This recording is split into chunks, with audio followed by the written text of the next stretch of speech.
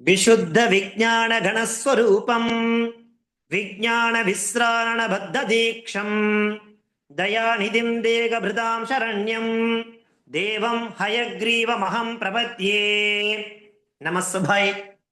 இன்றைய தினம் பஜகோவிந்தம் அப்படிங்கிற சத்தியான ஒரு கிரந்தத்தை நாம வாசிக்க இருக்கோம். முதல்ல அதனுடைய இன்ட்ரோடக்ஷன் என்ன அப்படிங்கிறத முதல்ல பார்க்கலாம்.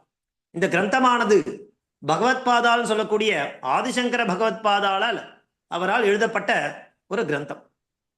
அவர் நிறைய ஸ்தோத்திர கிரந்தங்களை பண்ணியிருக்கார். அதுல ரொம்ப விசேஷமான கிரந்தம் இந்த பஜகோவிந்தம். என்ன அர்த்தம்? பஜ, அவனது நாமாவை சொல். யாருடைய நாமாவை சொல்? கோவிந்தனுடைய நாமாவை சொல். கோவிந்தஹா அப்படிங்கிற பதத்துக்கு முதல்ல என்ன அர்த்தம் அப்படின்னாக்கா, கோனா இந்திரியங்கள்னு அர்த்தம்.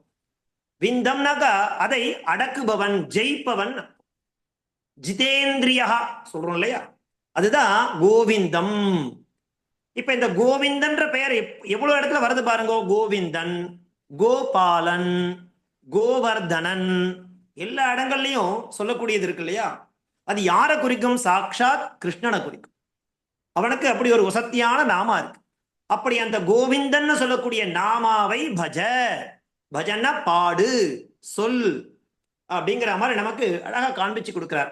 பஜ கோவிந்தம், பஜ கோவிந்தம், கோவிந்தம் பஜ மூடமதே. ஏ மூடமதே இல்லையா.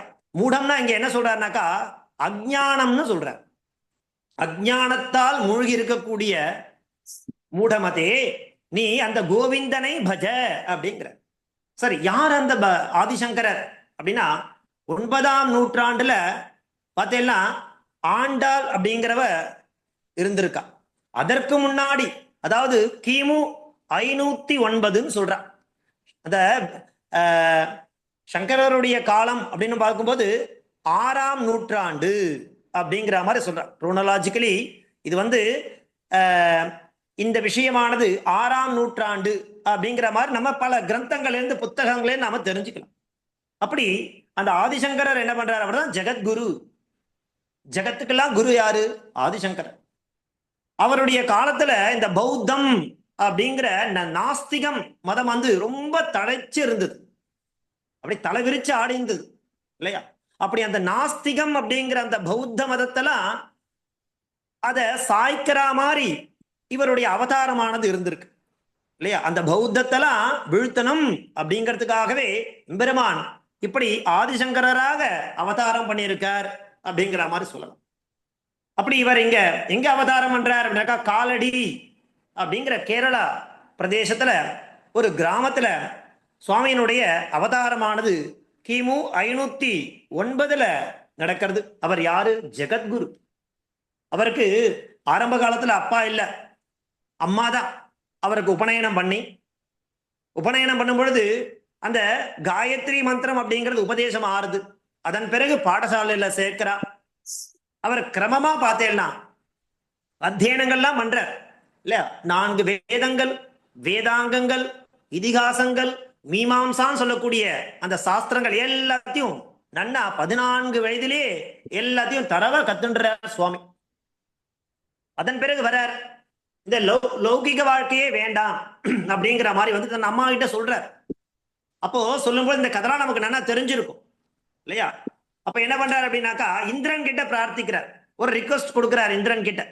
அப்போ அவர் தான் என்ன பண்றாரு? முதலை வடிவத்துல இந்த பூர்ணா நதி அப்படிங்கிற நதிக்கு ஸ்நானம் பண்ணும் பொழுது அந்த முதலையானது அவருடைய பாதங்களை பிடிச்சுக்கும். அப்போ ஆதிசங்கருடைய தாயார் கேட்கிறா, என்ன பண்ணா நீ இதுல இருந்து மீள முடியும் சொல்லும் பொழுது அப்புறம் அவரே ஒரு உபாயத்தையும் சொல்லி இல்லையா, நான் சந்நியாசம் அப்படிங்கிற ஆசிரமத்தை எடுத்துட்டா நான் ஜீவிச்சு இருப்பேன் அப்படிங்கிற மாதிரி சொல்லி அந்த இந்திரன் அவருக்கு சகாயம் பண்ணி இந்த மாதிரியான ஒரு விஷயம்லாம் ஆதிசங்கர பகவத்பாதால ஒரு 14 வயதுல இந்த மாதிரி விஷயங்கள்லாம் நடக்குது. அப்படிப்பட்ட அந்த பகவத்பாதால் 14 வயசுல தன்னோட குருவை தேடி போறார். தனக்கு அந்த அத்வைதத்து மேல அப்படி ஒரு ருச்சி, கத்துக்கணுங்கிற மாதிரி ஒரு ஆர்வம். அவர் என்ன பண்ண, தன் குருவை தேடிட்டு இருக்கார். முறையா ஒரு குரு கிட்ட கத்துக்கணும் அப்படின்னும் போது அவர் கௌடபாதர் அப்படிங்கிறவரை பத்தி கேள்விப்படுறார். அந்த கௌடபாதர் அப்படிங்கிறவர்கிட்ட அவரை தன் குருவா ஏத்துக்கலாங்கிற மாதிரி அவரை தேடி போகும். அவர் யார் அப்படின்னாக்கா பதஞ்சலி முனிவர்னு ஒரு முனிவர் இருந்திருக்கார். அவர் யாரு? ஆதிசேஷனுடைய அவதாரம். பதஞ்சலி முனிவர் ஆதிசேஷனுடைய அவதாரம். அவரிடத்துல நிறைய சிஷ்யா இருந்தா இல்லையா? அதுல ஒரு சிஷ்யர் கௌடபாதர். ஒரு கதையும் சொல்லுவா. ஒரு சமயம் அந்த பதஞ்சலி முனிவர் தன்னுடைய சீடர்களுக்கு எப்பவுமே பாடம் சொல்லும் பொழுது ஒரு திரை மாறி போட்டுட்டு தான் பாடம் சொல்லுவாராம். ஒரு சமயம் அந்த சீடர் என்ன பண்ணிடுறானாக்கா அந்த திரையை விலக்கி பார்த்துடுறா. ஆதிசேஷன் அவர் யாரு? ஆதிசேஷன் இல்லையா? பதஞ்சலி முனிவர் ஆதிசேஷனுடைய அவதாரம் இல்லையா? அவருடைய அந்த விஷக்காற்று அப்படிங்கிறது அந்த சிஷ்யால் மேல பட்டு அந்த சிஷ்யால் எல்லாம் அடிஞ்சு போயிடுறாள். அந்த சமயத்துல கௌடபாதர் அங்க இல்ல. அதனால அந்த கௌடபாதர் அப்படிங்கிற ஒரு சிஷ்யர் மட்டும் தப்பிச்சிடுறார். அப்படி இருக்கக்கூடிய கௌடபாதரை ஆதிசங்கரை சந்திக்கலான்னு போகும்பொழுது அப்ப கௌடபாதர் என்ன பண்றாருனாக்கா அக்னி பிரவேசம் பண்றதுக்கு தயாராயிட்டார். ஏன் அப்படின்னாக்கா அந்த சமயத்துல பௌத்தம் தழைச்சு இருந்தது. என்ன பண்றதுன்னு தெரியல. அந்த பௌத்தத்தை வேரோடு அழிக்கிறதுக்கு என்ன பண்றதுன்னு தெரியல. அதனால கௌடபாதர் என்ன பண்ணிடுறாருனாக்கா ஒரு புத்த பிக்ஷு மாதிரி வேஷம் அணிஞ்சுண்டு அவளிடத்துல இருக்கக்கூடிய அந்த சூக்ஷ்ம விஷயங்கள் என்ன, தத்துவங்கள் என்ன, அவளுடைய விஷயத்தை தெரிஞ்சுட்டாதான் அதை வேரோட அறுக்க முடியுங்கிறதுக்காக என்ன பண்ணிடுறாருனாக்கா ஒரு புத்த பிக்ஷு மாதிரி வேஷம் அணிஞ்சுட்டு அவளிடத்துல போயிட்டு இந்த விஷயங்களை கத்துக்கலான்னு கத்துன்றார். அதற்கு பிராயச்சித்தம் பண்ணணும் இல்லையா? அதுவே தவறு இல்லையா? பௌத்த மதத்தை நான் கத்துன்ட்டேன் அப்படின்னு அவர் என்ன பண்றாருனாக்கா அதுக்கு ஒரு பிராயச்சித்தம் தேடுறதுக்காக ஒரு அக்னி பிரவேசம் பண்றதுக்கு தயாராயிட்டேன். இப்ப போய் என்னிடத்துல கேட்கிறியேப்பா, நான் இப்போ உன்னை சீடனா ஏத்துக்கிற நிலைமையில நான் இல்லை, நானே ஒரு தவறு பண்ணிட்டேன். இந்த மாதிரி புத்த பிக்ஷுவா மாறி அந்த பௌத்த கிரந்தங்கள்லாம் நான் படிச்சுட்டேன். அதுக்கு பிராயச்சித்தமா நான் அக்னி பிரவேசம் பண்ண போறேன். ஆனா ஒண்ணு பண்ணு, நர்மதா நதி அப்படிங்கிற ஒரு நதிக்கரையில தத்த கோவிந்தா அப்படிங்கிறவர் இருக்கார், அல்லது கோவிந்த பகவத் பாதால்னு சொல்லலாம். அவரிடத்துல நீ அவரை குருவா ஏத்துண்டு நீ அவரிடத்துல எல்லாத்தையும் கத்துக்கோ அப்படின்னு என்ன பண்றாருனாக்கா அவரிடத்துல அனுப்பிச்சு வைக்கிறார். அவரிடத்துலயும் பகவத் பாதால் போறார், ஆதிசங்கர பகவத் பாதால் போறார். அவரிடத்துல போகும்போது அவர் கேட்கிறார், நீ யாருன்னு கேட்கிறார். பாருங்கோ, 14 வயசு குழந்தை, 15 வயசுதான் இருக்கும் அந்த குழந்தை இல்லையா? அப்படி ஒரு தேஜஸ், அப்படி ஒரு பிரம்மஸ்வரூபம். அந்த மாதிரி அழகான அந்த குழந்தையை பார்த்து கேட்கிறார், குழந்தை நீ யாருன்னு கேட்கிறார் இல்லையா அந்த கோவிந்த பகவத் பாதர். அப்ப என்ன அழகா பதில் சொல்றாரு பாருங்க சங்கரர். ந பூமிஹி ந வாயுஹு ந ஆபஹ ந அக்னிஹி ந ஆகாஷஹ ந சரீரஹ ந சீதஹ ந உஷ்ணஹான்ற மாதிரி ஒரு பதில கொடுக்கிறார். நான் காற்றும் இல்லை, நான் பூமியும் இல்லை இல்லையா, நான் அக்னியும் இல்லை, நான் ஆகாயமும் இல்லை, நான் சூடும் இல்லை, நான் குளிர்ச்சியும் இல்லை அப்படிங்கிற மாதிரி சொல்றார். அந்த பதில கேட்ட உடனே அவருக்கு அவ்வளோ ஆனந்தம், அவ்வளோ சந்தோஷம். யாருக்கு? கோவிந்த பகவத் பாதாளுக்கு. ஆஹா, எப்பேற்பட்ட ஒரு சிஷ்யன், இப்பேற்பட்ட சிஷ்யனை நான் ஏத்துக்கல அப்படின்னாதான் நான் துர்பாகியசாலி அப்படின்னு சொல்லி அவர் ஏத்துக்கிறார். அப்பேற்பட்ட, ஏன்னா இது பாருங்க, இந்த சங்கரர் விஷயத்துல இப்படி நடக்கிறது. அவருக்கு நான்ற மாதிரி எதுவுமே கிடையாது இல்லையா? தான்றது எதுவுமே இல்லை, அது அழிந்தாலே போரும். நான்ற கர்வம் அழிந்தாலே போரும் இல்லையா?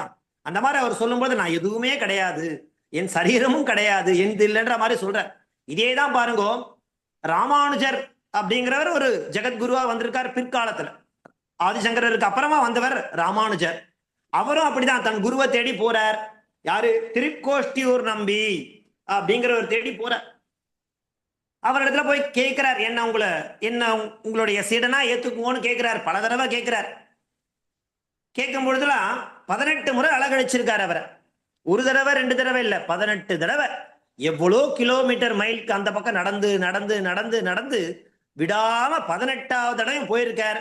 அப்பவும் கேட்டிருக்கார், நீ யாருன்னு கேட்டிருக்கார். 18வது தடவை தான் ராமானுஜர் அடியேன் ராமானுஜதாசன் சொன்னார். அது வரைக்கும் நான் சொல்லிட்டு இருந்தார். அந்த 18வது தடவை தான் அடியேன் ராமானுஜன் சொல்லும் பொழுதுதான் அவரை உள்ளழைச்சே பேச ஆரம்பிச்சிருக்கார் திருக்கோட்டியூர் நம்பி. இப்படி இதெல்லாம் அந்த மகான்களுக்கான ஒரு விசேஷமான தன்மைகள்ன்ற மாதிரி சொல்லுவா.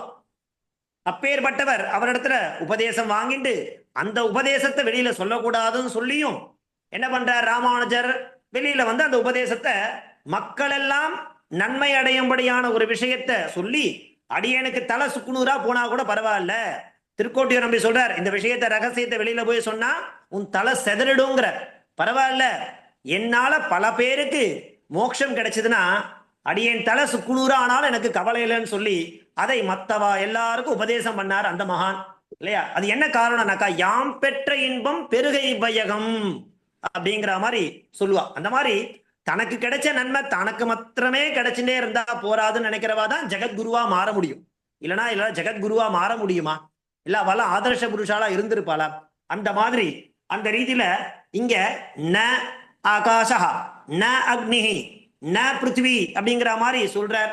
அப்பேற்பட்டவரை தன்னுடைய சீடனா ஏத்துண்டு அவருக்கு எல்லா விதமான விஷயங்களையும் சொல்லி கொடுக்கிறார். அது எப்பேற்பட்ட சமயம், பௌத்தம் தலைவிரித்தாடின சமயம். அந்த சமயத்துல ஆதிசங்கரர் அற்புதமான, அதாவது லோகத்துல நல்ல காரியங்கள்லாம் நடக்கணும் இல்லையா, யாருமே பண்ணாம இருந்துருக்கா இல்லையா, அந்த விஷயத்தை தழைச்சுவங்க செய்யணும் இல்லையா, அதுக்காக என்ன பண்றாருனாக்கா அந்த சனாதன தர்மத்தை ஓங்க வைக்கணும். ஏன்னா சனாதன தர்மம்ன்றது வேதத்திலிருந்து வந்ததுதான். வேத மூலம் இதம் ஜெகத்து, அதுல இருந்து வந்த அந்த சனாதன தர்மத்தை எப்படியாவது தழைக்கணுங்கிறதுக்காக அவாவா விருப்பப்பட்டபடி, அதாவது ஷண்மத ஸ்தாபகர்னு பேரு இருக்கு ஆதிசங்கருக்கு. 6 மதங்களை ஸ்தாபிக்கிறார்.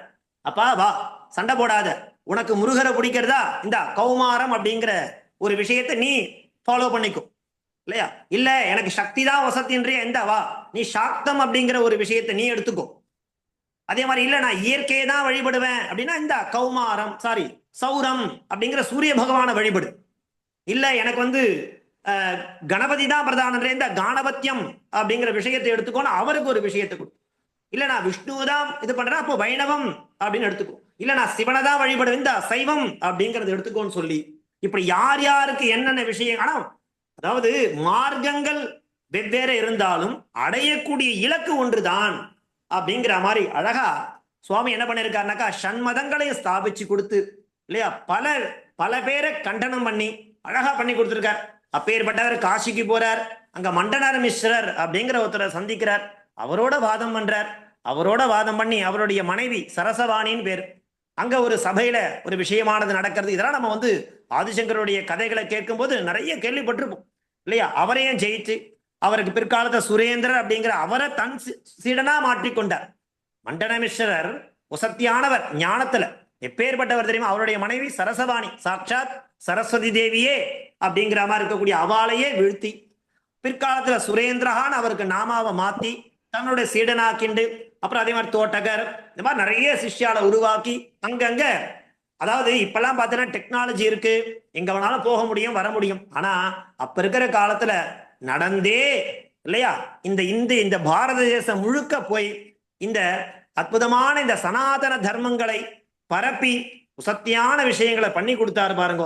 அப்பேற்பட்ட மகான் என்ன பண்றானா, ஒரு சமயம் போகும்பொழுது இந்த இப்ப நாம வாசிக்கக்கூடிய பஜகோவிந்தம் அப்படிங்கிற கிரந்தத்தை பார்க்கும்போது யாரோ ஒரு பிராமணர் உட்கார்ந்துட்டு டுக்ரின்கரணேன்னு சொல்லிட்டு இருக்கார்.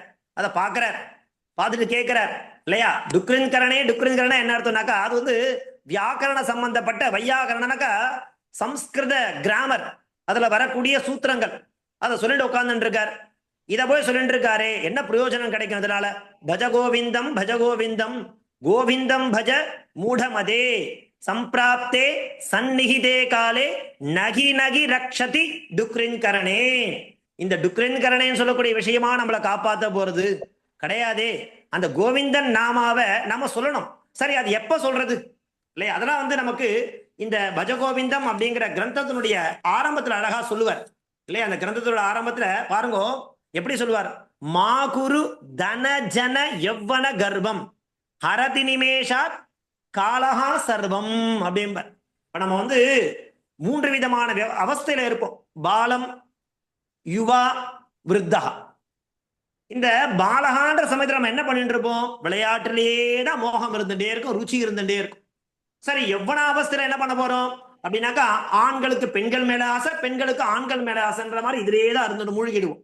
சரி, விருத்தாவஸ்தையில என்ன இருக்கும் அப்படின்னாக்கா நிறைய கவலை வந்துடும். என்ன கவலை வரும், நம்ம குழந்தைய எப்படி படிக்க வைக்கிறது, நம்ம பேரனை எப்படி வளர்க்கறது இல்லையா, குடும்பத்தை எப்படி காப்பாத்துறது, இப்படி அதுலயே தான் என்ன இருக்கும், சிந்தனை இருந்துட்டே இருக்குமே தவிர, அப்ப நம்ம எப்ப பகவன் நாமாவை ஸ்மரணம் பண்ணுவோம் இல்லையா. பால்யாவஸ்தையில விளையாடிட்டே இருப்பா குழந்தைகள் பாருங்க, விளையாட்டுன்னு இருந்தா ஆகாரம் கூட வேண்டாம், அம்மா என்ன பண்ணுவா, போய் ஓடி தேடி கண்டுபிடிச்சு அந்த குழந்தைக்கு ஊட்டி விடுவா. ஏன்னா ஆகாரம் பிரதானமா இருக்காது, அந்த குழந்தை சிந்தனை எல்லாம் விளையாட்டுலயே இருக்கும். அது மாதிரி யுவ அவஸ்தையில அது ஒரு வேற மாதிரியான ஒரு நிலையில இருந்துட்டு இருக்கும். விருத்தாவஸ்தையில ஒரே சிந்தனை தான், கவலை தான். இது என்ன பண்றது, அது என்ன பண்றது, இப்படி என்ன பண்றது, இதே தான் இருக்குமே. அப்போ நமக்கு எப்பதான் பகவன் நாமாவோட சிந்தனையானது ஏற்படும் தெரியல அப்படிங்கறது அழகா சொல்லி. சோ இந்த விஷயம் என்ன, மாகுரு தன ஜன எவ்வன கர்வம். அது மாத்திரம் இல்ல, பாருங்க, நம்ம நிறைய பணம் வச்சுட்டு இருப்போம், நிறைய ஜனம் இருப்பா. ஜனனா நம்மளுடைய பந்துக்கள், எவ்வளவு இளமை இருக்கும். இதெல்லாம் பர்மனண்டா இருக்குமா? இருக்காதே, இல்லையா? தனமானது எப்ப வேணாலும் நம்மளை விட்டு போயிடலாம். அதே மாதிரி ஜனம், நம்ம பந்துக்களும் நம்மளை விட்டு எப்போ வேணாலும் போயிடலாம். அதாவது இளமையா இருக்கும்போது நன்னா சம்பாரிச்சுட்டு இருக்கும்போது நம்ம கூடவே இருப்பா, நம்மளை சுத்தி இருப்பா. நம்ம விருத்தாவஸ்தைக்கு வந்துட்டோம் அப்படின்னாக்கா நம்ம தான் தனியா உட்காந்து சிந்தனை பண்ணிட்டு இருப்போம். நம்மளை சுத்தி யாருமே இருக்க மாட்டான். எல்லாம் அது பணத்தை நோக்கி போயிடுவா, இல்ல வேற ஒரு வியாபாரத்தை நோக்கி போயிடுவா, அப்படி போயிடும். ஆனா இந்த பணமோ ஜனமோ எவ்வனமோ இருக்கும் பொழுது கர்வம் அப்படிங்கிறது கூடாது. அந்த கர்வத்தாலதான் நம்ம அழிஞ்சு போயிடும். அதெல்லாம் எப்படி இருக்கும்னாக்கா, இந்த தனமாகட்டும் ஜனமாகட்டும் எவ்வனமாகட்டும், ஹரதி நிமேஷா காலஹா சர்வம், எதுவுமே பர்மனன்ட் கிடையாதுங்கிற.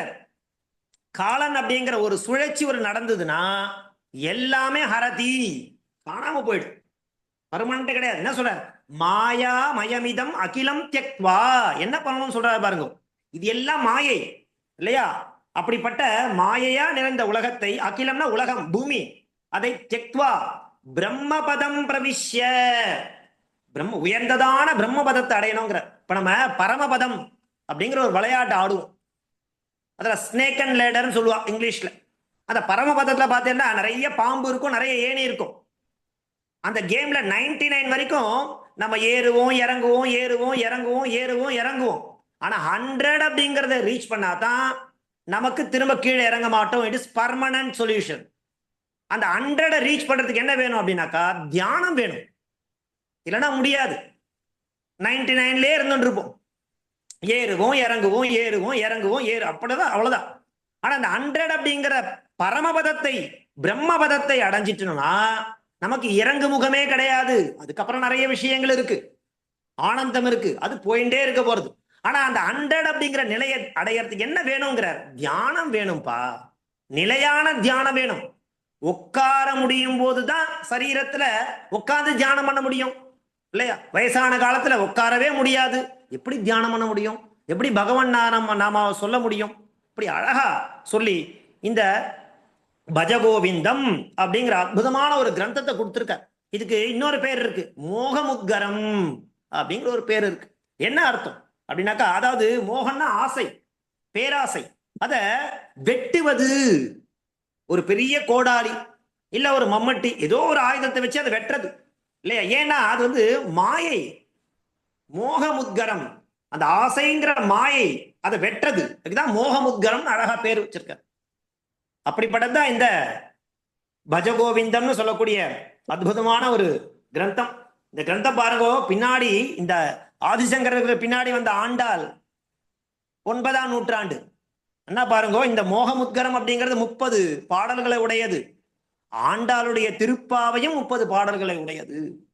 இந்த கிரந்தத்துக்காக நடத்தணும் அப்படிங்கிறதுக்காக நான் ஒரு சில விஷயத்தெல்லாம் படிக்கும் பொழுது அடியேனுக்கு ஒரு சிந்தனையானது தோணித்து. ஒரு சின்ன கம்பாரிசன், ஆண்டாளும் ஆதிசங்கரரும் அப்படிங்கிற மாதிரி. என்ன பாருங்க, ஆதிசங்கரரும் என்ன பண்றாரு, பஜ கோவிந்தம் பஜ கோவிந்தம், கோவிந்தம் பஜ மூடமதேன்னு தான் சொல்றார். கோவிந்தனை பாடு அப்படிங்கிற. ஆண்டாளும் அதை தானே சொல்றா இல்லையா? ஆயர் குலத்தில் பிறந்த பெண்கள் அந்த கோவர்தனனை, அந்த கண்ணனை என்ன பண்ண சொல்றா, வாயினால் பாடி மனத்தினால் சிந்திக்க போய பிழையும் புகுதருவான் நின்றனவும் தீனில் தூசாகும் செப்பேலோர் எம்பாவாய். அதுவும் 30 பாடல்கள் தான். இந்த மோகமுத்கரம் சொல்லக்கூடிய பஜகோவிந்தம் அப்படிங்கிறது 30 பாடல்கள் தான். அப்ப ஆண்டாள் ஆதிசங்கர நன்னா படிச்சிருக்கா இல்லையா? தரவா படிச்சிருக்கா. அது அப்படியே 30 பாடல்கள் மூலமா சொல்றார். இங்க சொல்லும் போது என்ன சொல்ற, டுக்ரின் கரணே டுக்ரின் கரணே நகி நகி ரக்ஷதி டுக்ரின் கரணேன்னு இங்க சொல்றாரு ஆதிசங்கரர் இந்த மோகமுத்கரத்துல. அத ஆண்டாள் அங்க சொல்றா, கறவைகள் பின் சென்று காணும் சேர்ந்துன்போம் அறிவொன்றும் இல்லாத ஆய்குலத்துங்கிறார். அவ எதுவுமே படிப்பறிவே இல்லாதவா. படிப்பறிவு வச்சு நாங்க என்ன பண்ண போறோம்? நாங்க படித்ததெல்லாம் கண்ணனை இல்லையா, எங்களுக்கு தெரிஞ்சதெல்லாம் கண்ணன் தான். கண்ணனை தவிர வேற எதுவுமே தெரியாது. அந்த கோவிந்தனை, கோபாலனை, கோவர்தனனை தவிர எங்களுக்கு வேறொன்றுமே தெரியாதுங்கிற. அதே தான் இங்க பகவத் பாதாலும் சொல்றார், ஆதிசங்கரன் சொல்லியிருக்கார் இல்லையா. நகி நகி ரக்ஷதி டுக்ரிங்கரணே. நீ வியாக்கரண சாஸ்திரம்லாம் படிச்சுட்டு என்ன பண்ண போற? பகவன் நாமாவை எப்ப ஸ்மரணம் பண்ணணுமோ, எப்ப அவனது திருநாமங்களை வாயால பாடணுமோ, அதை பாட பாட பாடத்தான் நமக்கு அந்த உன்னத கதியானது கிடைக்கும். அப்ப ஏன் சுவாமி இந்த மாதிரியான நிலைகள்லாம் கொடுத்துருக்கா அப்படின்னாக்கா, அட்டாச்மெண்ட் டிட்டாச்மெண்ட் சொல்லுவா. அதாவது நாம ஒரு ரோல் பண்ண வந்திருக்கோம் இங்க. அப்பாவா, அம்மாவா, தம்பியா, தங்கையா, இது என்னுடைய ரோல், இது வேற. இதையும் நன்னா பண்ணிண்டு பகவன் நாமாவ ஸ்மரணமும் நன்னா பண்ணணும். அதுக்காக இதை விட்டுறணும்னு கிடையாது. அந்த மாதிரி எங்கேயுமே அவர் சொல்லல. இந்த கேரக்டர் இல்லையா, இந்த வாழ்க்கையே ஒரு நாடக மேடை, நாமெல்லாம் நடிகர்கள் சொல்லுவா இல்லையா. பெர்னாட் ஷாவோ ஷேக்ஸ்பியரோ சொல்லியிருக்கா. அப்படி இருக்கும் பொழுது நாமெல்லாம் வந்து ஒரு நடிகர்கள். அந்த கதாபாத்திரத்தை நன்னா பண்ணணும், அதையும் சிறப்பா பண்ணி பகவன் நாமாவையும் நன்னா ஸ்மரணம் பண்ணணும், நன்னா அவனுடைய திருநாமங்களை நன்கு பாடணும். அப்படிங்கிறது தான் உண்மையான தாத்பரியம். அப்படி இருந்து நீ இந்த பிரம்ம பதம் அப்படிங்கிறத பிரவிஷ்ய, அப்படி பண்ணாதான்ப்பா உயர்ந்ததான ஒரு கதியை நம்மால அடைய முடியும்னு சொல்லிட்டு அழகா சுவாமி வந்து இவருடைய ஜனனம் பார்த்தேன்னா கிமு 509 சொன்னோம், 6ஆம் நூற்றாண்டு. அழகான நந்தன வருஷம் சொல்லுவா, வைகாசி மாசம், வசந்த ருத்துன்னு சொல்லுவா. அதுல உத்தராயண புண்ணிய காலத்துல சுக்ல பஞ்சமி அன்றைய தினம் திதி, பிரம்ம முகூர்த்தம், பானுவாசரகான்னு சொல்லக்கூடிய அந்த நன்னாள்ல சுவாமி பிரம்ம முகூர்த்த அதிகாலையில சுவாமியோட ஜனனமானது இருந்திருக்கு. அப்படிங்கிற மாதிரி அழகா நிறைய விஷயங்கள் குறிப்பிடுறார். அப்பேற்பட்ட சுவாமி நமக்காக இந்த அற்புதமான ஒரு விஷயம், இந்த மோகமுத்கரம் அப்படிங்கிறதுல அழகா 30 பாடல்கள், 30 ஸ்லோகங்கள் மூலமா நமக்கு என்னென்ன விஷயங்கள் நாம பண்ணணும், என்ன பண்ணிட்டு இருக்கோம் அப்படிங்கிறத நமக்கு நம் நிலையை உணர்த்துற. நாம என்ன பண்ணிட்டு இருக்கோம், என்ன பண்ணணும், என்ன பண்ணாம இருக்கும், எப்படி நம்ம, அதாவது இந்திரியங்களை கட்டுப்படுத்துது அப்படின்னாக்கா 2 விஷயங்கள் இருக்கு நமக்கு. அந்தரிந்திரியம் இருக்கு, பகிரிந்திரியம் இருக்கு.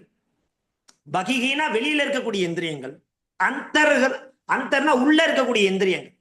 இப்படி நம்ம வெளியில இருக்கக்கூடிய இந்திரியங்களை நாம் நன்றாக அடக்கி உள்ள இருக்கக்கூடிய மனசுங்கிற இந்திரியத்தை நம் வசப்படுத்தி அது இஷ்டத்துக்கு போக விடாம நாம நமக்காக கொடுக்கப்பட்ட இந்திரியங்களை நல்ல முறையில் பயன்படுத்தி இல்லையா. அதிகமான ஆசை இருக்கலாம், அதிகமான ஆசை வேண்டாம். எந்தெந்த இந்திரியங்களால என்னென்ன பண்ண முடியும். இப்ப காது இருக்கு, என்ன பலன் காதால்னா நல்ல சத்விஷயங்களை கேட்கணும் காதால இல்லையா. அதே போல வாய் இருக்கு, என்ன பண்ணணும் இல்லையா, பகவன் நாமாவ வாயினால் பாடி சொல்றா இல்லையா ஆண்டாள், வாயினால் பாடி. பகவன் நாமாவை பாடுறதுக்காகத்தான் வாய் கொடுத்துருக்கா. அதை நான் குழந்தையில பாட மாட்டேன், எவ்வளவு அவஸ்தையில பாட மாட்டேன், விருத்தா அவஸ்தையில பாட மாட்டேன். கடைசியில என்ன பண்ண முடியும், கடைசி காலத்துல உட்காந்துட்டு இல்லையா அதை உட்காந்து சொல்லிட்டு இருந்தனாக்கா என்ன பலன் இருக்க போறது இல்லையா. அப்படிங்கிறதாக என்ன பண்றாருனாக்கா, பஜ கோவிந்தம் பஜ கோவிந்தம் கோவிந்தம் பஜ மூடமதே சம்பிராப்தே சந்நிகிதே காலே. அப்பதான் கடைசியில தான் சொல்லணும் அப்படிங்கிற மாதிரி எந்த நியமமும் கிடையாது. இந்த இந்திரியங்கள் நமக்கு கொடுக்கப்பட்டது காரணம் என்ன, எம்பெருமானை பார்ப்பதற்காகவே இந்த கண்கள், எம்பெருமானுடைய நாமாவை சொல்வதற்காகவே இந்த வாய், எம்பெருமானுடைய நாமாக்களை காதால் கேட்பதற்காகவே இந்த காதுகள் இல்லையா. இப்படி எம்பெருமான் சம்பந்தப்பட்ட எல்லாத்தையும் நாம வந்து உணரணும். அப்பதான் அதுக்கு மகத்துவம் இருக்கும். அதனால நாம என்ன பண்ணணும், என்ன பண்ணிட்டு இருக்கும், என்ன பண்ணக்கூடாது அப்படிங்கறத அழகா இந்த பாடல் மூலமா சொல்லுவா. இதேதான் ஆண்டாள் அழகா 30 பாடல், திருப்பாவையும் 30 பாடல் தான், இந்த பஜகோவிந்தமும் 30 பாடல் தான். இது எல்லாத்தையும் நம்ம படிச்சு பார்க்கும்போது நமக்கு கடைசியில ஒரு கன்க்ளூஷன் வரப்போகுது. நான் ஆரம்பத்துல எடுத்திருக்கேன், ஆண்டாளும் ஆதிசங்கரனும் எடுத்துட்டு இருக்கேன். ஏன்னா இந்த 30 பாடல்கள் அப்படிங்கிறது மேட்ச் ஆனது. அதே மாதிரி இங்க இவரும் கண்ணனை கொண்டாடுறார், கோவிந்தனை கொண்டாடுறா, அங்க இருக்கவாளும் கோவிந்தனை கொண்டாடுறா இல்லையா, இங்கேயும் பஜன்றா, அவளும் ஆண்டாள் பாடுங்கிறா, எம்பெருமானுடைய நாமாக்களை பாடு அப்படிங்கிறா. இங்கேயும் பார்த்தா நிறைய விஷயம் இதுக்கு அதுக்கும் மேட்ச் ஆகிட்டே போறது. நம்ம அந்த கிரந்தத்தை வாசிக்கும் பொழுது நமக்கும் அதுல இன்னும் நிறைய விஷயங்கள் வரும் இல்லையா. ராமானுஜர் ராமாயணத்தை 18 தடவை வாசிச்சாரா. இல்ல நம்மளாம் என்ன பண்ணுவோம், 2 தடவை வாசிச்சா போர் அடிச்சுன்னு தூக்கி போட்டு போயிடுவோம். ஆனா அவர் 18 தடவை வாசிச்சிருக்காரு. ஏன்? ஒரு தடவையும் வாசிக்கும் பொழுதும் ஒரு தத்துவம் அவருக்கு தெரியுது, ஒரு புது சிந்தனையானது தோன்றது, ஒரு கிரியேட்டிவிட்டியானது உண்டாருது. அந்த மாதிரி நாம ஒரு விஷயத்தையும் வாசிக்கும் பொழுது ஒரு விதமான சிந்தனைகளானது நமக்கு தோணும். அதனால அப்படி இருக்கக்கூடிய அற்புதமான ஒரு கிரந்தம் தான் இந்த ஆதிசங்கரால் எழுதப்பட்ட பஜகோவிந்தம் அப்படிங்கிற ஒரு அற்புதமான டெக்ஸ்ட். 30 பாடல்கள் இருக்கு. இதுல பார்த்தீங்கன்னா 4 வேதங்கள், 6 வேதாங்கங்கள், இதிகாசங்கள் எல்லாத்துடைய சாரமா இது இருக்குங்கிற. அதையும் சொல்லும்போது அங்கதான் ஆண்டாளோட சொல்லும் திருப்பாவை தான் வேதத்தினுடைய வேதம் அனைத்துக்கும் வித்தாகுன்ற இல்லையா. இது எல்லாமே மேட்ச் ஆகுது பாருங்க. அப்படிப்பட்ட ஒரு வசத்தியான, ஏன்னா இதுக்கு முன்னாடிதான் நம்ம திருப்பாவை அப்படிங்கிற கிரந்தத்தை வாசிச்சு முடிச்சிருக்கோம். அது முடிச்ச உடனே நம்ம வேற ஏதாவது கிரந்தம் வாசிச்சிருக்கலாம். ஆனா என்னவோ தெரியல, அது அவருடைய அனுகிரகமா பகவானோட அனுகிரகமா தெரியல, மாமா மனசுக்குள்ள புகுந்து இந்த பஜகோவிந்தம் அப்படிங்கிற ஒரு விஷயத்த வாசிக்கலாம்னா ரெண்டும் அப்படியே ஒரு கோஇன்சிடென்டா இருந்து பாருங்க. திருப்பாவை வாசி முடிச்சிருக்கா, இந்த குழந்தைகள் 30 பாடல்கள் தெரிஞ்சுட்டு இருக்கா. இப்ப அதை தொடர்ந்து இந்த 30 பாடல்களை வாசிக்கும் பொழுது என்ன ஒரு ஒத்துமை இருக்கு, என்ன ஒரு இது நமக்கு கிடைக்கிறது அப்படிங்கிற மாதிரி நம்ம இந்த வகுப்பை நாம வந்து கொண்டு போக போறோம். அதனால எல்லா ஆஸ்திக அன்பர்களுக்கும் என்னுடைய அடியனுடைய கனிவான வேண்டுகோள் என்ன அப்படின்னாக்கா, இந்த கிரந்தத்துல வாசிக்க ஆரம்பிச்சுட்டு இடையில போகாம மத்தியில நிக்காம நம்ம தொடர்ந்து ஒரு விஷயத்தை நாம வந்து சத்சங்கத்தோட இருக்கணும். அதுதான் முக்கியம். எம்பெருமானுடைய நாமாக்கள் எங்கெல்லாம் உச்சாரணம் பண்ணப்படுறதோ அந்த சத்சங்கத்துல நம்ம இருந்தாலே பாக்கியம்தான். இங்க நம்ம பார்த்தோம்னா பாலவேத பாடசாலையில குழந்தைகள் நியமமேன இந்த விஷயங்களை அழகா கத்துக்கிறா. அவெல்லாம் வேதங்கள்லாம் சொல்லிட்டே இருக்கா இல்லையா, நிறைய பூஜைகள்லாம் பண்ணிட்டே இருக்கா. அவளோட சேர்ந்து நாம இந்த அற்புதமான ஒரு சத்சங்கத்துல இருக்கோம்னாலே பெரிய பாக்கியம் தான். அப்பேற்பட்ட ஒரு பாக்கியத்துல நாம இருந்துட்டு இருக்கோம். ஸோ இந்த ஒரு வாய்ப்பை நம்ம வந்து நல்ல முறையில கொண்டு போகணும். எல்லாரும் வந்து கடைசி வரைக்கும் இந்த கிரந்தத்தை முழுமையா வாசிச்சு முடிக்கணும். என்னைக்காவது வர முடியாத அவகாசம் ஆச்சுன்னா நம்ம அன்னைக்கு ரெக்கார்டிங் போடுவோம். இப்ப நடக்கிற எல்லா வகுப்புகளுக்குமே ரெக்கார்டிங்ஸ் இருக்கும் யூடியூப்ல.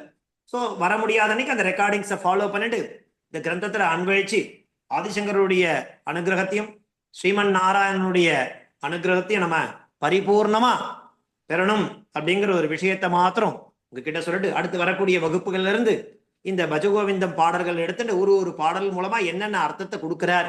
அதாவது நிறைய அர்த்தத்தை சொல்லுவா பெரியவாலாம், நிறைய பெரிய பெரிய அர்த்தத்தெல்லாம் சொல்லுவா.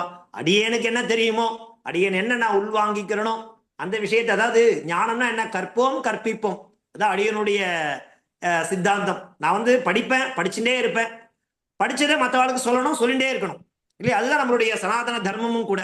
நம்ம படிக்கணும், படிச்சதை மற்றவாளுக்கு சொல்லி கொடுத்துட்டே இருக்கணும்.